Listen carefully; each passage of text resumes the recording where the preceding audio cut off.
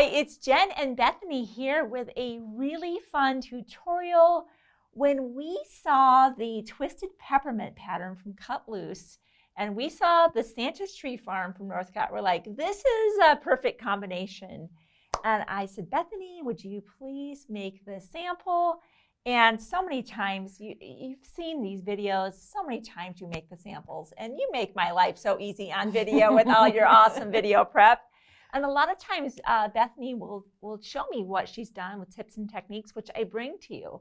But today, I love being able to do video with you, and you have so many neat techniques that vary sometimes from the pattern, or maybe when the pattern is vague about a step, you have a very specific approach. You showed me some of that here, and I'm just like, let's just have it first person versus you sharing it with me, and then I try to get most of that knowledge to the viewers. So I know there's a lot of notions on the table. I'm sure you're going to talk us through everything, and we don't pick notions just to put a lot of stuff on the table. We use these products, and we bring you the best of the best, and I know you're going to tell us why you chose what you chose.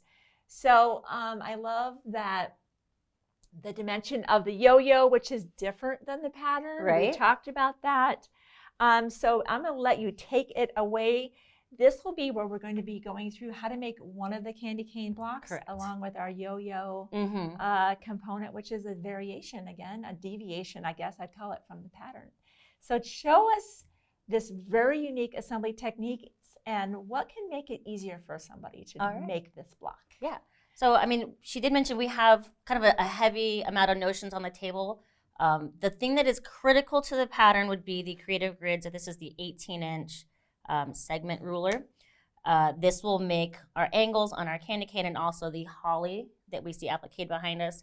Everything else on the table is very, very helpful, but not critical to the pattern, but it made my life way easy. If it's a tool that I know won't ever, expire or run out, I'm way, I'm very okay with spending that money on that. Because you invest it one time, and then when another project comes, you're like, I'm so glad I have that. When I was a less well-off quilter, I would always say it's okay to buy tools, because they're going to last you forever. If I had to choose between the tools and the fabric, I'd always buy the tool to notion. So. And I was always buying the fabric, and I'm like, why didn't I buy that tool? So I agree with you, Bethany, especially rulers. I used to think a ruler was a ruler, and then until I got introduced to Creative Grid, and now no, that's not the case. All right, so our ruler here, we have some lines on the bottom of this running up. It does multiple size Dresdens. We're gonna make these little like trapezoid pieces here. And what we're gonna wanna start to do, and if you're left-handed or right-handed, this will work either way, but start on the side that is easiest for you to get a clean edge. And we're gonna line the bottom of the ruler with the bottom of the strip. This is a 2.5-inch strip. And then this will line up, there's a little 2.5-inch take mark running across that, okay? We're gonna get our, I think this is an 18-degree angle on that, okay? And then everything else, I'm gonna turn my strip around, and I'm gonna work cutting from the same side, and then using that edge on the top and bottom of my strip as my guide. Okay. You can do this with the strip folded like I have, so I've got 2 pieces I just cut off. I'll cut 2 of these. This fabric is non-directional. I think all the fabrics we're using this are that's nice. Non-directional, so we don't have to worry about, am I using this the right direction? Okay, so just flip the ruler around, no need to flip the fabric around. Cool, I like that. Correct. So we'd cut, as many pieces as the pattern tells us, and then it's pretty simple construction. There's a lot of just straight seams here. We see this segment here is going to be 2 pieces sewn together with a straight seam. Some things to note. I did this wrong a couple times, so I'm going to point it out to you so you can avoid my mistakes. This shape here is different than this shape here. Oh, it is. You see how this is kind of going up to the right, and this is coming down from the left? Right. What I did, it's the pattern, it doesn't matter which way you're going. I think the instructions have it going up from the left down to the right, but the image here is reversed, okay? They both look good. Yeah, and they both turn out a really great product. I'd say be consistent. What I did was when I go to sew and I'm lining these up, I like to sew with my big piece of fabric on the bottom and my smaller piece on top. Okay. You're like, okay, but Bethany, these are identical, right? But the top portion. But I'm going to do my wider portion at the top. I'll line these up with my smaller portion at the bottom. I'm going to do every piece like this. I had a couple where I guess I reversed them and did them the opposite direction. And, you know, I went to go sew these together and I was like, this is not going to work. This is going to make a nice book. This looks like a little booklet to me. And then the only thing we're doing here, you know, when we're sewing some angles together, I'm going to point this out. The overlap of my top piece and my bottom piece, this little point where they come together should be a 1/4 inch from the edge. Oh, yes. Okay. And it's usually 1/4 inch from the edge on the bottom as well. And then we'll sew with a regular 1/4 inch seam. This is one I found I did not want a scant 1/4 inch. Okay. This portion that we're going to piece together here of all of our little candy cane twists, it's going to be oversized. And we're going to trim this down to the size we need for the block. So I would say that regular 1/4 inch is just sufficient for this. Okay. Do we want to sew this together? Sure. Yeah. I will do that. And I know we've got a seam guide on, and this is set for a regular 1/4. Regular 1/4 inch is what it's set to. And then I'm pinning this together. And then all of my seams I pressed open. Okay.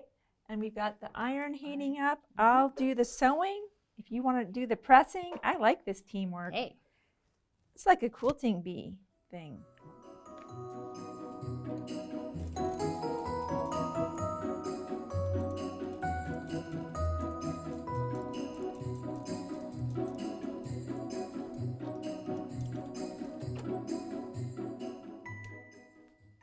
All right.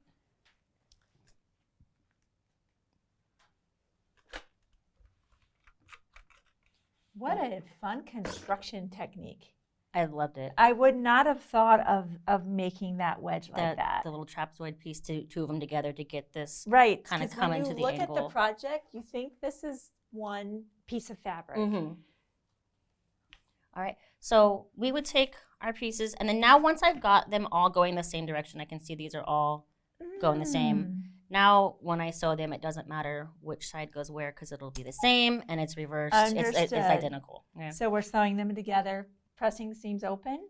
Correct. And that was just my preference. There's no interlocking seams on this. Cool. Yeah. So press it open. I think I have, when you sew these, and we had that little bit of fabric kind of poking through the edge. Yeah. Okay. Just a little bit of overlap there. One thing I liked with the 2.5, if I use this to cut my 2.5 inch strips to make the little wedges here, I can lay this right on top. And if I'm really wanting to, I can trim up this block back down to a perfect 2.5, and it's just a very minimal amount there. Right. But I love to sew with really clean edges on my blocks. I do too. I'm less stressed by that. It feels better to me. Just a little bit, and again, it's just very minimal little pieces here to get that super straight. And then the next thing, it says to square this up to 8.5. Right? Okay. And I like this ruler again because I can lay this right on top. I'm going to go with the black marks to 8.5. And what I wanted to do was center this to the best of my ability between that 8.5 and here. And I believe I ended up doing a 1/4 inch. So a 1/4 inch past my seam over here and a 1/4 inch past my seam over here gave me that 8.5. I'm looking here, just a little bit more than a 1/4 inch. But again, it's because it's at an angle and then this edge is straight, like this edge is straight, this one's at an angle. If it's not completely identical, you're not going to see it. Also, this portion is going to be under your yo-yo. Yeah. Okay, good point. point. Not super critical, not going to make or break the project. Let's see, that's my 8.5 line there. Line that up. I love this 2.5, 12.5 ruler. I know, it's one of the ones, once you get your strips cut, it's awkward to use this ruler as you get into, it's nice to have that same width but shorter. Yeah, it's so versatile. It's such a a useful one. I don't like to use the big rulers for small detail work. love this one. Yep. Okay. Same thing here. We've got. I'm gonna make you sew these together because I lost a piece. Okay, Yeah? I can do that. All right. Keep me on my toes. Okay. And we'll sew these with a 1/4 inch this time. My overlapping edge will be on top, and my underlapping one will be on the bottom. But we're still gonna make sure that these crisscross at a 1/4 inch, and sew that with a 1/4 inch seam. Okay. I like any reason to sew. Oh, thank you. Did you find it? Yep. Okay, I'll sew anyway, just for the fun of it.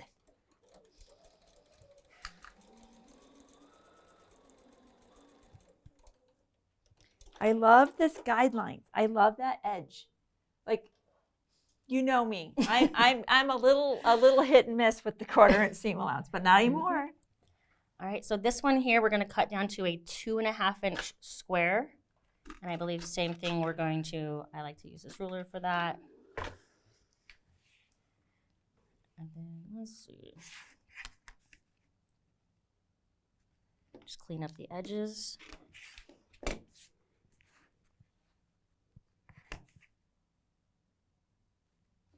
That ruler is perfect for that. This ruler.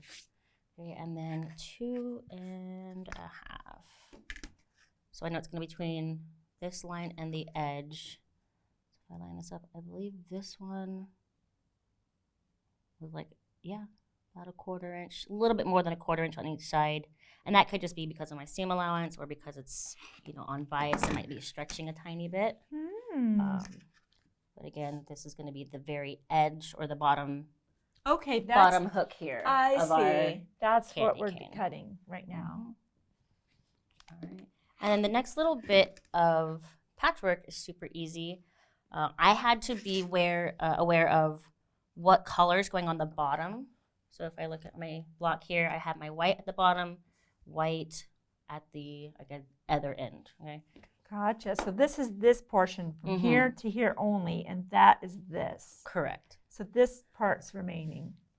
I've never made this, you guys. I'm literally learning right along with you. This one has, it's very unusual because the curve on this, or the twisted, I don't know the hook of the candy cane is what it's called. The curve, that is actually appliqued on where the rest of this is patchwork. So that's a little unusual, but I think the trade-off of having it so easy, because if you had to piece this, oh wow, like that would be a nightmare. Yes. So it's a little peculiar to do the bottom half and then the top half, but the end result is really spectacular. It is interesting that you don't notice this construction technique looking at it. Right. I am amazed at the construction. At like you piece it this way and then this part comes on later. All right, so these two come together, everything else together with a 1/4 inch seam.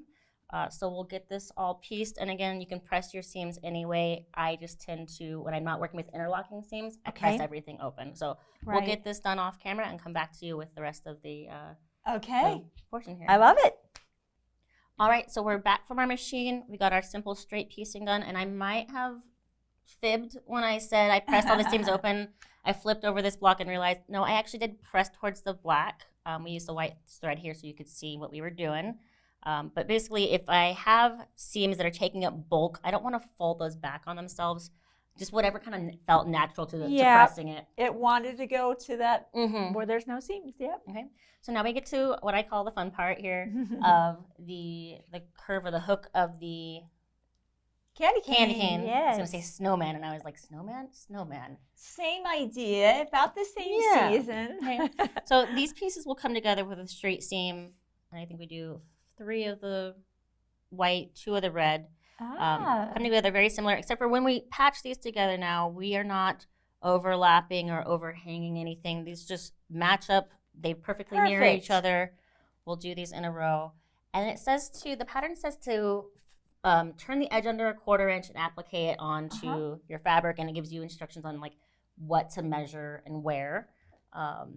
So that I kind of struggled with. My first one I made was not up to Shabby's or my standards. It was a little rough. Okay, so this is what I started with here, and I was like, how can I make this easier on myself? And then if I'm sharing the tips, how can I make it easier for our customers? So I found that I could lay a circle of freezer paper on the back of this and then fold over my edge, almost like an English paper piecing. That's the part that I was like, there she goes again. Mm-hmm. So clever. Like, what are my resources? Right. So first I want to know if this is a half circle, from here to here, I'm measuring 6.5. We're looking at the white numbers here. And then the inside is going to be the cutout of my circle. It's going to be 2.5. Okay. So you're like, Bethany, do I want to get, like, in my less affluent quilting days, I would have gone and like pulled up a picture of a circle on the website and like measured it on my, with a ruler on my laptop and then laid my paper on my laptop, traced around. I've got some better ways to do this now. I know. Okay. Yep. Okay. Of course. So freezer paper. I think we've used this a few times. This is one of my you introduced me to this. favorite tools. Right? And I love how fluid you are when you use it. It's I'd say definitely if you're going to use the circle rotary cutter from Olfa with a little ratchet in it, practice before you go for your in project fabric. I wrote this down here. My outer circle is going to be 6.5 inches. So if this is my diameter, I do 1, 2, 3 for 6 inches. And a half. So 3 1/4 would be my 6.5. Yeah. So I'm gonna move my gauge right to that and lock it in place. I have a little point I pivot around, and then this is my blade. And my advice with this is move with confidence and don't worry if your fabric or your paper starts to move. Okay. And I'm just gonna make sure I can get all the way around here. And do you see it? It kind of walked a little bit. But it was okay because you stayed with it. I stayed with it, putting pressure on that pivot point, maybe trying it with the blade closed a couple times. Yes. Okay. And then you're like, well, how do we cut from the middle? Well, my center point there, we're going to keep our pivot point right in that point. Oh. Okay. I want to do a 2.5. So this is going to be really small. I'm going to go 1 1/4. Okay.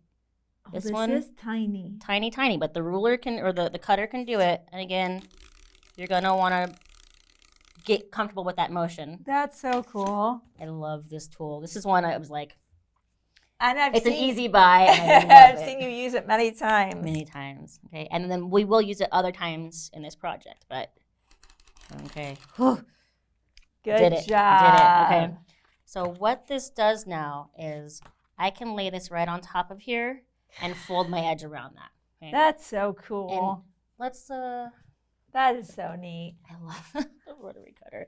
Okay, so you might notice that let me get that out of your way. If I line this up on one edge, perfectly 1/4 inch on either side, it's a little smaller than I might need for this particular curve of this candy cane here. But I want this to fit within this window here, right? Sure. I want my cane hook to fit my circle, not the other way around. So I am going to, this is, it's all unbiased. There's a bit of give to it. Oh, sure. You can manipulate that as needed. Okay. I'm going to manipulate this. So what I found easiest was I locked it down on one side by kind of holding that there, and then would just kind of pull it in to where I needed. You know, I might move this around. It's not really going to be any like pleats in the fabric. It's just going to kind of bunch together a little bit. But then this is freezer paper, so it's going to adhere to I love that. the fabric when I iron this down. That's the best part. And it's not permanent. Of course, you can lift it permanent. up and use it for the other 2 candy canes. Correct. You only have to make just this the ones. template one time. Yeah. And this is the Cut Right heavy duty freezer paper I use anytime I want a template to live again and again. Yeah. It's like I used to go to the grocery store and that one aisle, get the freezer paper, and it's so flimsy. It's flimsy. I used to layer like a couple sheets of it together. Yes. And it would it got bubbles. Yes. Yeah. So I'm going to take my edge here and just iron this down all the way around.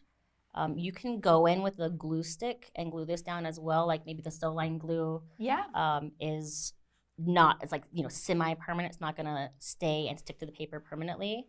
But I found what I like to do is get the edge creased over or ironed Yep. over first, and then I'll go in and glue it down after I've gotten the paper out. Kind of That was easiest for me. Kind of establish the fold. Yeah.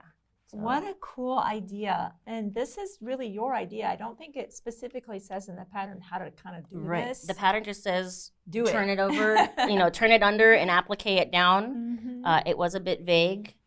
And, my motto is always, there's got to be an easier way. Yeah, I literally hear this in the sewing room probably daily. Daily, yeah. And maybe a couple times a day. Yeah, I look at a pattern, I'm just like, you know what I would do. Right? Same thing with the inside. I like to kind of press it by hand first, or like kind of finger press this. There you go. And then we will gently peel the paper out once this is all ironed and kind of creased over. Because there are quite a few seams in here, so we don't want to disrupt those. And even really, if you want to go in with like a stay stitch around the edge, that might be a little extra insurance. I might do that on the next one. I do have another one of these to make in my that's right in my quilt queue. This might not be our only Twisted Peppermint table runner kit. We really thought this was a cute. I like this. I just love the dimension of it. I like a more substantial table runner. I mean, some of my table runners are like, that's it, and it looks so small compared to my table. Right. And I like something more substantial. Okay, look at that with the crease. Peeled it right out. It's Love got that. the crease. And use it all again. Yep. I can use that again and again. Just a quick little bead of this around just to hold it in place. Basically, I want to get this to my machine and be able to top stitch it without it uncurling on me, right? So I'm not very heavy-handed on this. We're just letting it do some of the work for us. I like that. That is a great and very doable technique. Okay. And then the next thing we're going to do is we have a strip of fabric. Okay. I want you for me to measure or mark with the white pencil here where we're going to line this up. And then basically right Okay, so just here. stack them on top of each other. Yep, the edges should be together. Okay, let me stack that.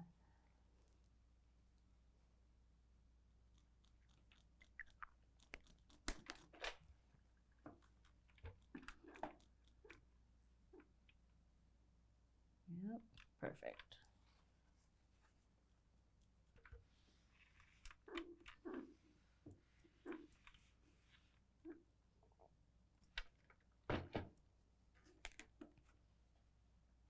You feeling comfortable with that? Yes, I am. All right, so our hook of our candy cane will go right in between those lines. Oh, okay. Look at and then we're just going to top stitch around the edge to applique that down. Couple things that I noticed is that if my corners, my inside corners or inside points were flush with the bottom of the block, the outside came down a little bit because of that curve.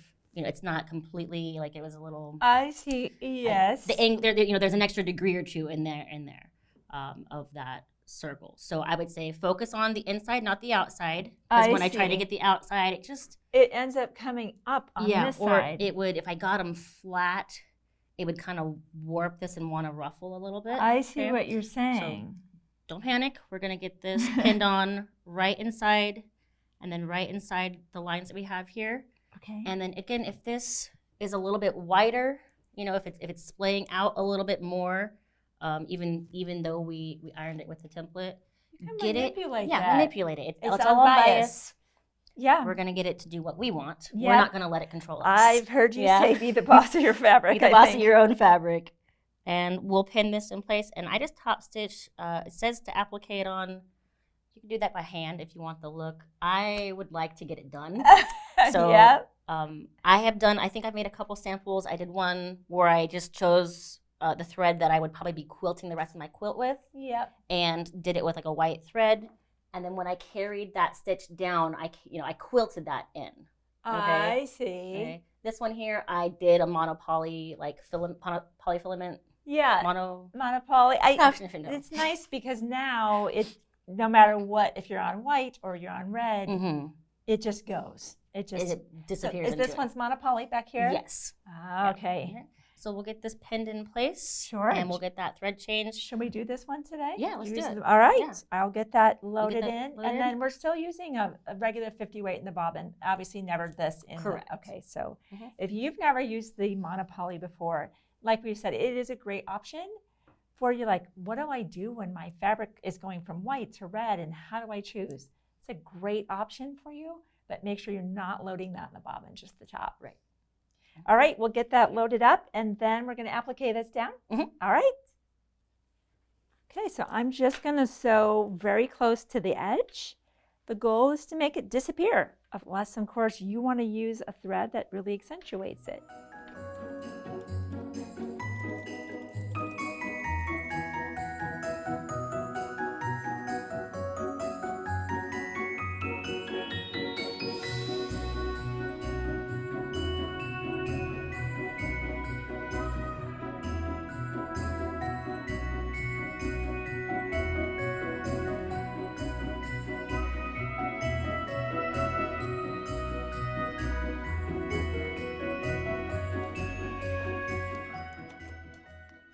All right, we got that applique on. I can barely see those stitches there. They look so good. Thank you.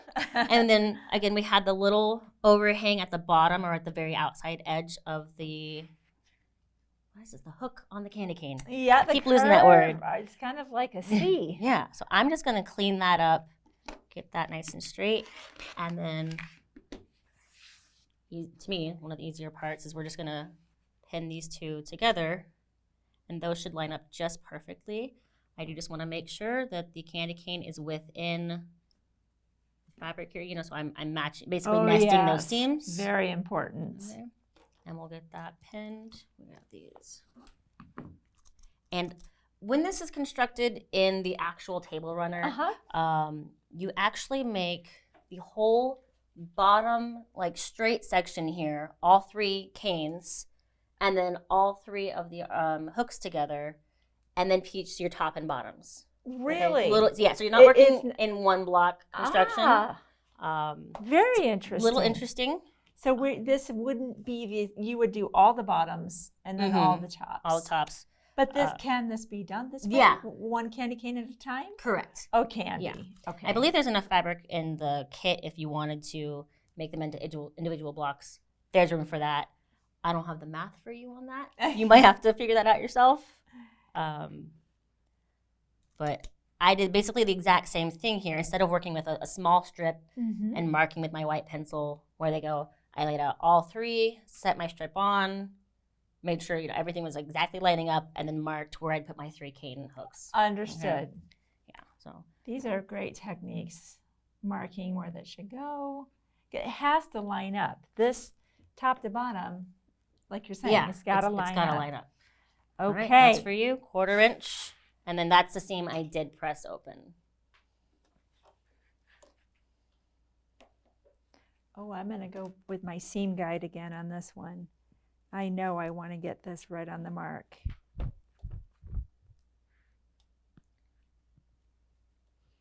I have been using more and more of these seam guides, and it's helping me dial in that 1/4 inch seam allowance for sure.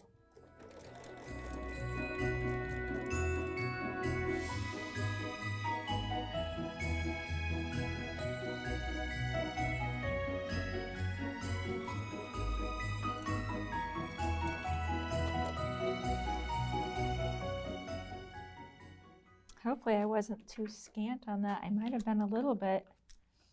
I'd say as long as, because this will be in, the bottom strip or the top strip, as long as it's continuous, this is basically the last bit of patchwork that determines the size of your project before you start adding the borders on. So, and again, this whole section here will be covered by the holly and the yo-yos. Right. So there is this kind of place where there's this certain elements that a non-critical junction. That's what right. I'm going to call that. I like that. Okay, that looks awesome. This is a seam I did press open. Okay, and let's get onto the yo-yos and the holly. Okay, let's do it. Okay, so we're going to be using our ruler again. So this is what we're going for on the holly. It's a clean back, you know, edges folded under. I made some mistakes on this, and I'm going to show you how to avoid doing what I did. Okay, so we'll use our, this is going to be an 8.5 inch strip. Let's see, it's an 8-inch strip. You would get one angle of this flush to the angle of the ruler. Okay. Okay. And then this will be, I think, 6 of these you need, you know, 2 for each candy cane. Okay. And then before I start sewing, to get this 45-degree here, you just fold this in half and sew a 1/4 inch on the top, okay? What I want to do before I do that is I'm going to mark, you see the center line here? Yes. Okay, so we just cut an 8-inch. I am going to move that center line over to the edge and move this down till the edge of that 8-inch line touches the top of the fabric here. Okay. Wow. Okay. You're like, where are you going with this? I know. Trust me. I do not. You've always said trust the process. I hear this daily, and I'm like, she knows where she's I'm going somewhere, and I'll show you what I did wrong. So I'm gonna mark this not right at the point, just kind of down a little bit, and then we're gonna disregard that for a second. Okay. We'll sew with a 1/4 inch. I like to back stitch at the, what I call, this is gonna be the point where it's folded. Okay. So I'll have you do that. Let's pin it so we don't. I gotta make sure I Lose understand that at that. all. So start on this one, Mm-hmm. come here, and then back up there. Back stitch. Okay. Yeah. And then to cut that though away from Mhm. that. Okay. Yep. But don't back stitch in the beginning, right? Correct.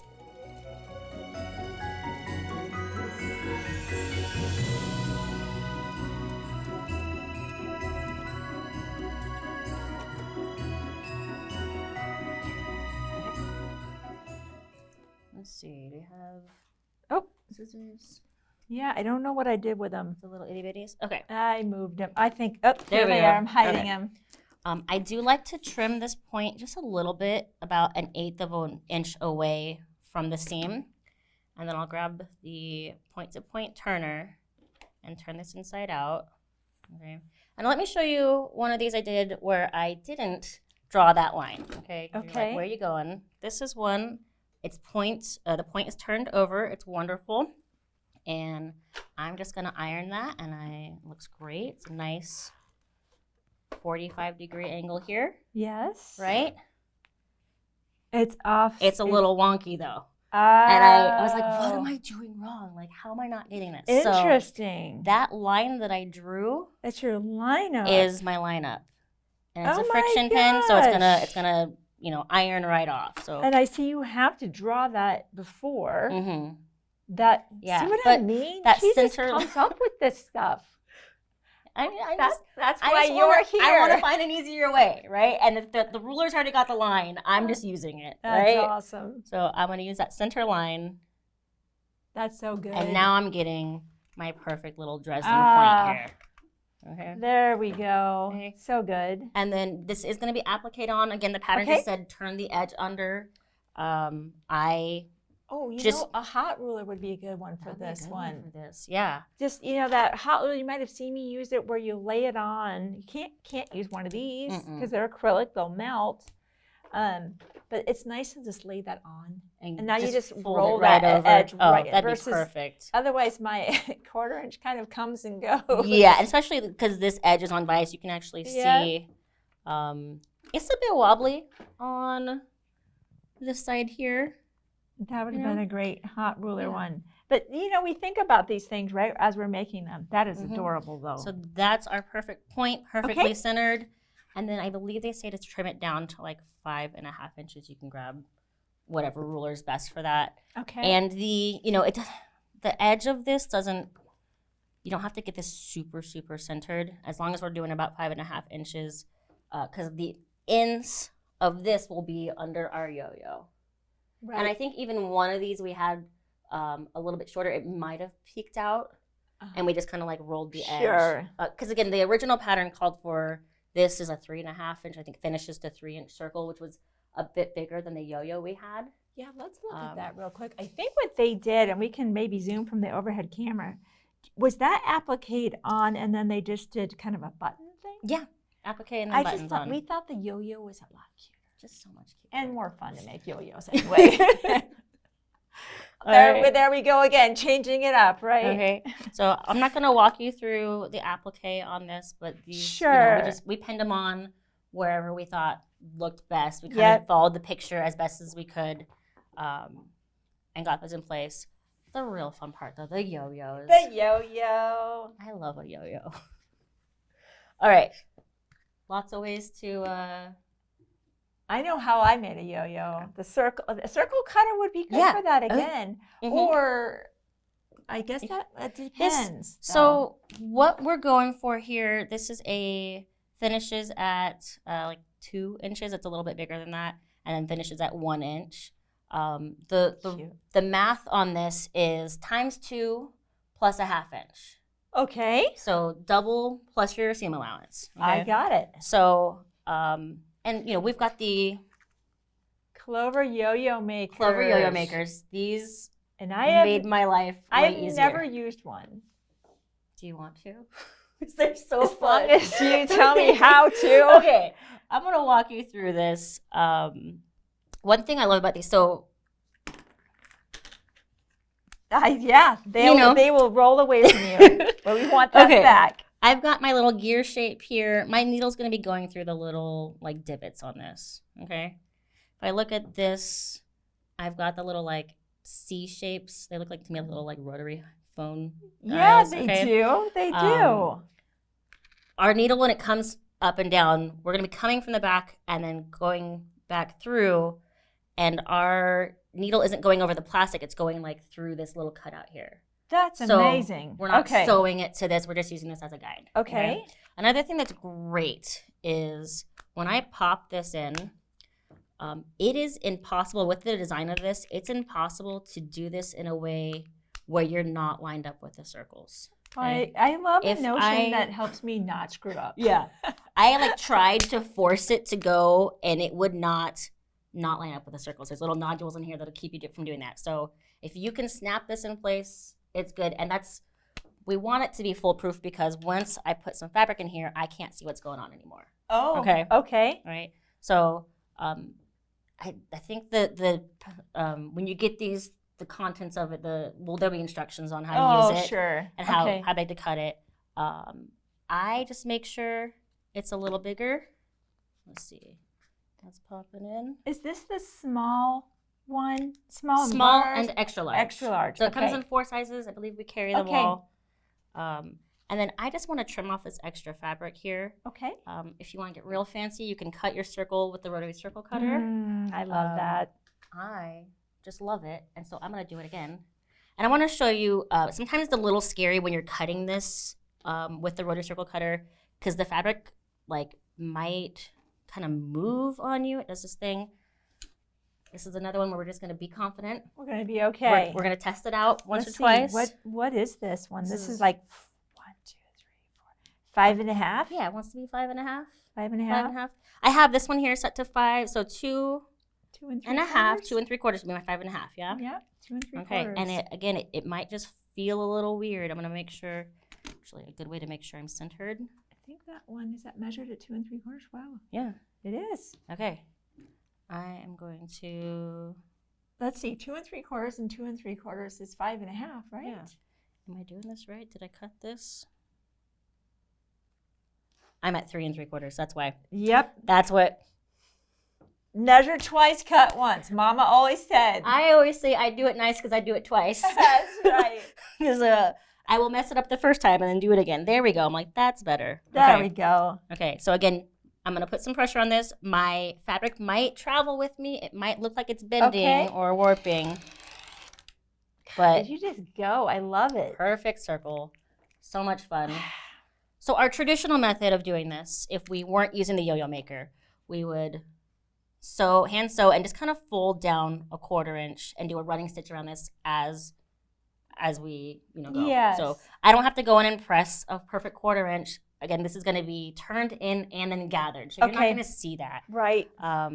Let's do it with the yo-yo maker, though. It's a lot quicker. Yeah, and it it's kind of does this step doing for us. the math for me. That's true.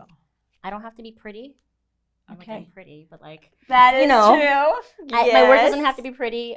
Did you want to do one with this? Yes, I just Okay. need to know how to. Or Okay. you do it, and I'll just cheer you on. Okay.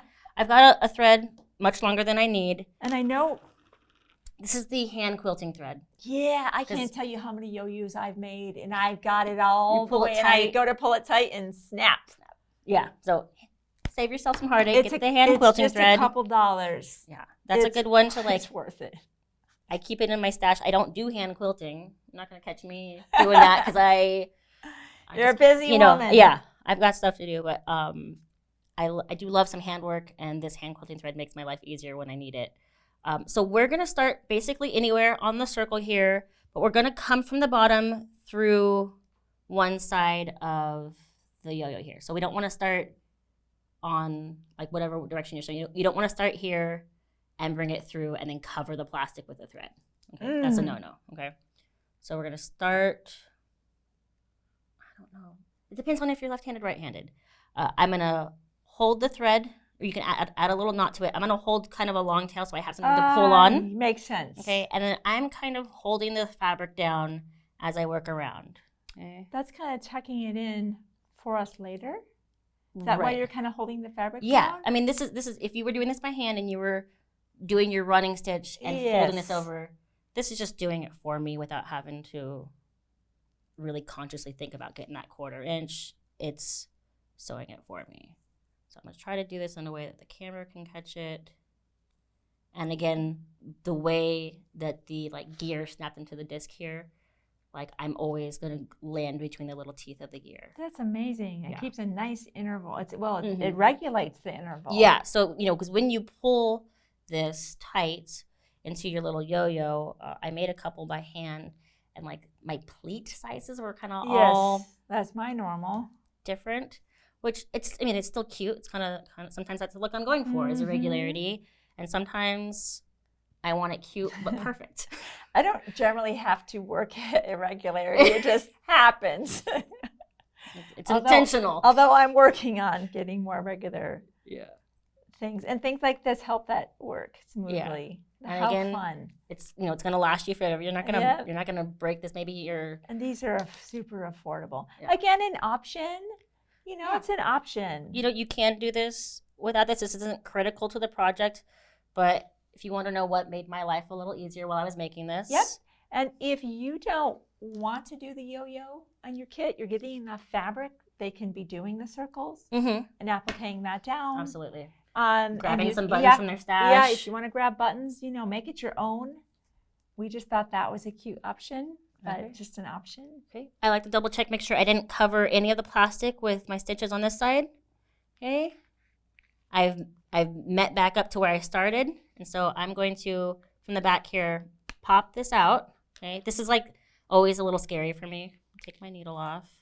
And then we're gonna, keeping this a little taut, we're gonna gently ease out the disc here, the little, what do they call that? Look at that. Yeah. Okay. So that's sewn. I'm going to hold onto my threads and pull them. It kind of wants to go out, but I'm going to, again, force this inside so that my raw edges are to the inside. And we're going to pull that tight. Oh, that's adorable. And then we're just going to kind of play with it till it does what we want it to do. Okay. That's adorable. A couple things is I will just tie my strings off out here.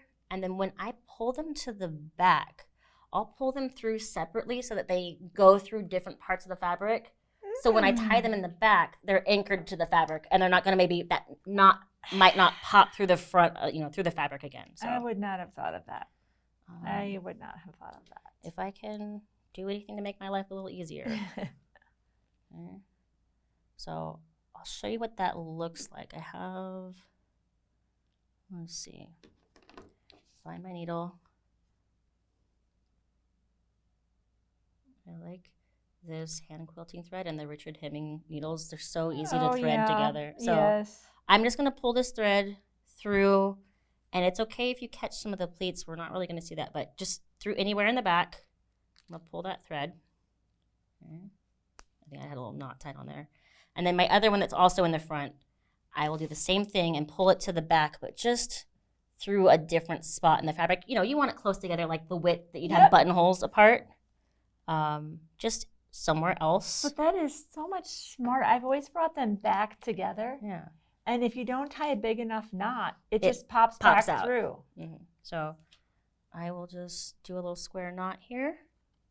And now I know that's super, super secure. Oh, that's adorable. Love it. And then That's if I need so to, I can go cute. in and kind of manipulate that as I need to get it doing what I want. Do you leave those on so when you are attaching this one, you know, ultimately in the end, after the project's quilted, that you would go quilt it, and then do you leave those threads on so you can kind of put them through? Nope. Oops. I just clipped them off while you were talking. No. I leave them off, or I clip them off once they're they're anchored, and then I just brought my needle and thread. So I appliqued these on my machine. I see. Got the whole thing quilted. Actually, I think I bound it before I put these on. Smart. And got them where I wanted them. And I actually did these two together off the quilt, and then stitched the yo-yo down to this. And you can go straight through the middle of the yo-yo and have it. I think this one's really three-dimensional. We can get our fingers behind there. Yes. Okay. I think I had one where I caught the edge of the yo-yo, but just kind of behind the edge of the yo-yo. So I still got that dimension. I didn't flatten anything out, but it was really secure. So I'd say if you'd like to be able to wash this, stitching it on a little bit more vigorously. Okay. You know, because this one's pretty loose. It might catch on something in the wash. Maybe hand wash it. Understood. Yeah. Just don't get it dirty, right? Yeah. I got those table runners, so I'm like, it's just for looks, no spaghetti sauce on this one. It's just for looks. We're going to have water over there on the couch. Then there's other ones I'm like, go ahead. It's bulletproof.